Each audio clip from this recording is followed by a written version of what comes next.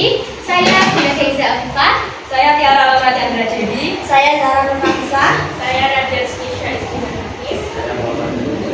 Saya Vivian Kapradunda. Saya Nagiata Jaro Zara. Saya Nisalia Rahma. Saya Nabila Aulia Rahmawati. Pada kesempatan kali ini, kami akan membahas mapel SKI tentang kerajaan-kerajaan yang ada di Nusantara, yaitu Kerajaan Samudra Pasai dan dilanjut dengan Kerajaan Malaka. Kerajaan Samudra Pasai. Yang pertama, sejarah kerajaan. Kerajaan Samudra Pasai adalah kerajaan maritim yang berdiri di Aceh, Sumatera pada abad ke-16. Kerajaan ini memiliki pengaruh Islam yang kuat dan menjadi pusat perdagangan internasional. Yang kedua, latar belakang.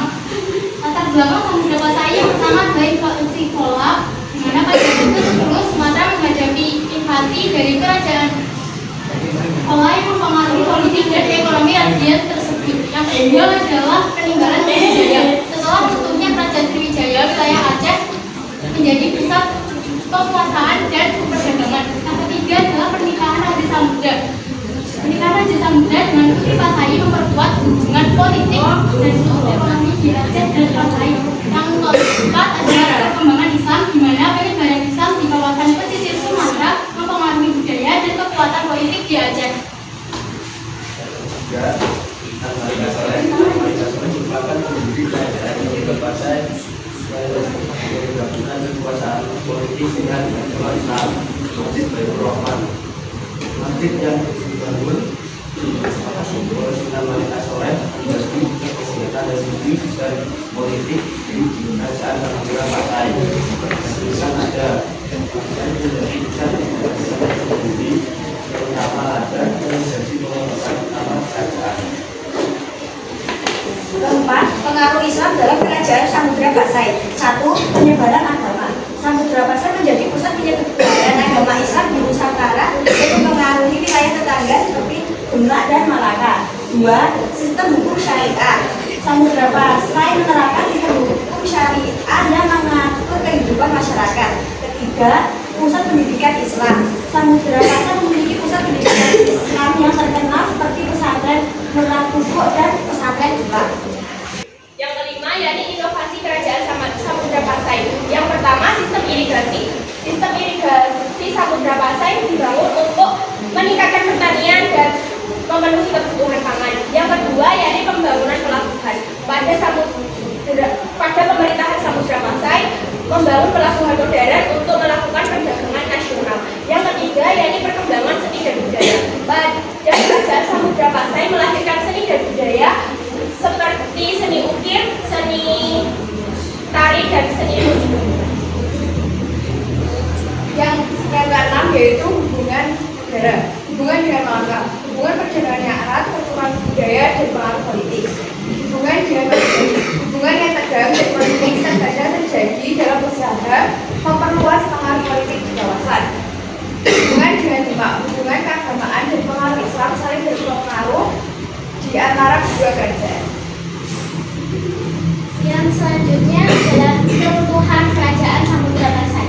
Berikut adalah beberapa faktor yang menyebabkan runtuhnya Kerajaan Samudra Pasai.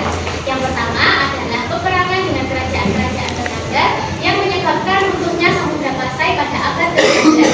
Yang kedua, peningkatan dominasi Portugis dan Belanda sehingga mengancam keberadaan kerajaan di zaman kolonial. Yang ketiga, Samudra Pasai menjadi jajahan wilayah Aceh dan kehilangan kemerdekaan.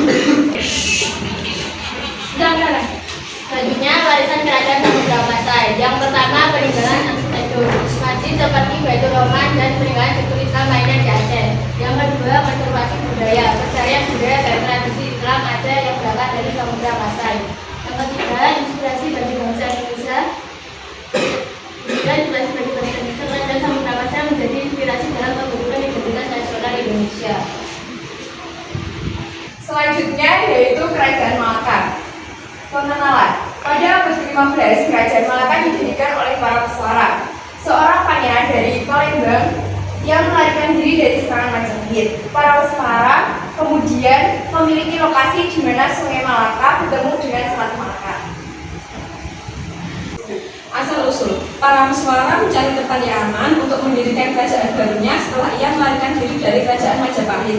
Ia memilih lokasi di mana Selat Malaka dan Sungai Malaka bertemu. Sampainya di lokasi tersebut, para musyawarah mendirikan kerajaan yang ia namai Malaka. Malaka berasal dari nama pohon Malaka yang tumbuh di sekitar tempat tersebut. Kemudian pengaruh perdagangan pusat perdagangan di jalur perdagangan Papua yang menghubungkan Timur Tengah, India dan Asia. Arsitektur Islam Malaka terkenal dengan arsitektur Masjid Selat Malaka. Pengaruh budaya Malaka menerima banyak pengaruh budaya dari berbagai bangsa seperti Cina, India dan Eropa. Seni dan budaya, seni sastra dan seni rupa besar sehingga masih terkenal saat ini.